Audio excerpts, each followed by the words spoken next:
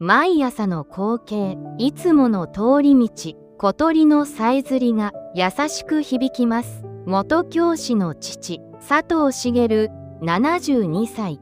時計の針はいつも通り朝の7時を指しています。几帳面な性格で新聞を丁寧に畳むのが日課。娘の美穂は近所に住み、時々様子を見に来ます。今日も変わらない静かな朝のはずでした。台所に向かう父の背中、どこか少しだけいつもと違う小さな違和感。それは本当に些細なことでした。トースターの音、チンという響き、いつもの朝食。しかし美穂はあることに気づきました。テーブルの上、同じ菓子パンが2つ並んでいます。昨日も確かそれを食べていた。父に尋ねます。お父さん、今日もそのパン？最近よく食べるね。ナレーション。父は少しだけ動きを止めて照れくさそうに笑いました。ああ、これかい？安かったからね。つい買ってしまったよ。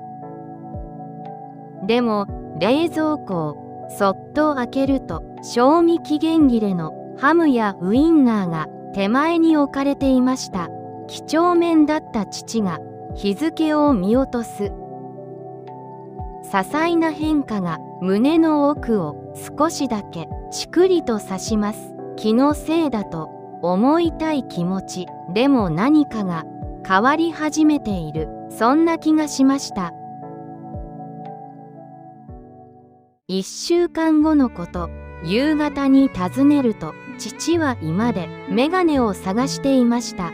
頭の上にあるのに、何度も何度も棚を探しています。その姿を見たとき、胸が締め付けられる、そんな感覚に襲われました。かつて教団で多くの生徒を導いていた父、その厳格だった姿が少しずつ薄れていくようで、涙がこぼれそうになりました。言葉にできない静かな不安が部屋の中に広がっていきます。家族だからこそ気づいてしまう残酷な変化。でも父のプライドを傷つけたくない。美穂は静かに眼鏡を指さしました。お父さん、頭の上にあるよ。おや、母、忘れていたよ。力なく笑う父の小さくなった背中。何かしなければ手遅れになる前に、そう強く思いました。ある日の夜、美穂は必死に調べました。高齢の一人暮らし、食事の影響、特に朝の習慣が脳に与える影響。専門家たちの言葉が目に留まります。毎日食べるものが脳の健康を左右するかもしれない。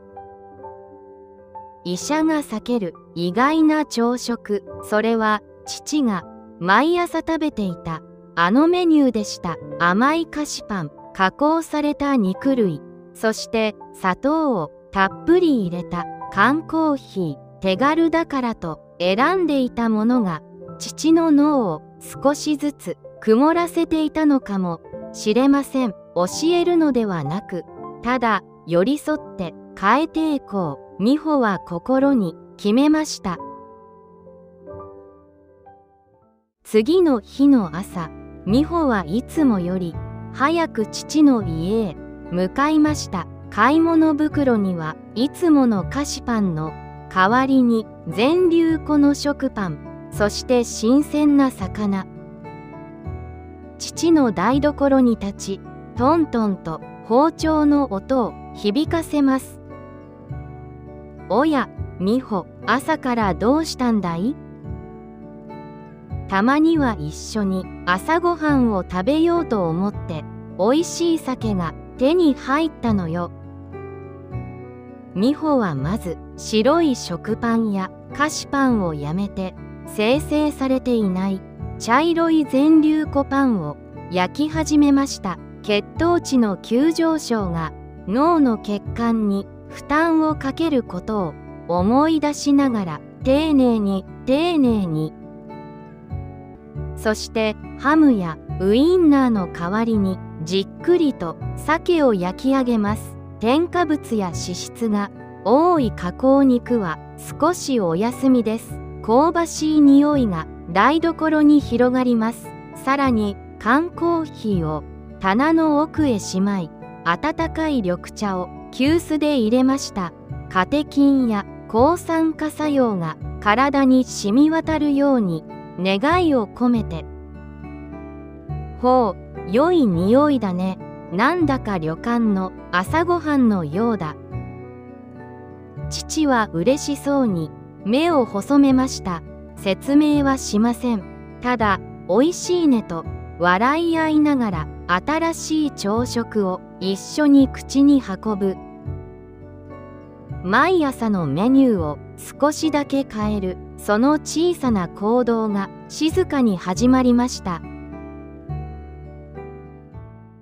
それから1ヶ月、劇的な変化はありません。でも小さな変化が確かに現れました。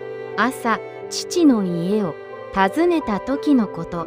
父は新聞を読みながら美穂の顔を見て優しく微笑みました。美穂、お前がくれたあの緑茶だけどね、毎朝飲むと頭がすっきりするよ。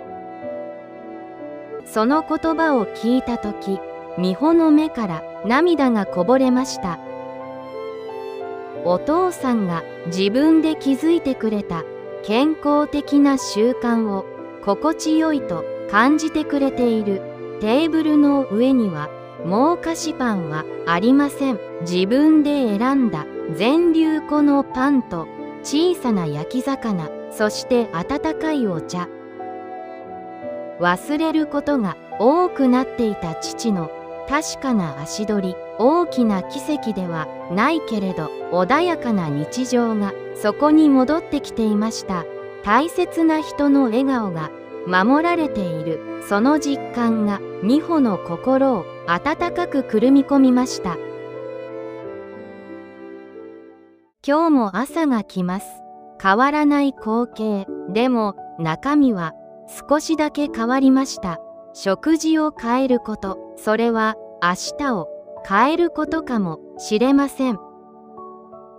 愛する家族と長く一緒にいたい、その思いが小さな選択を生み出します。あなたの家の朝ごはんの風景はいかがですか？大切な人のために明日からできる小さなこと、それは一枚のパンを変えることから始まるのかもしれません。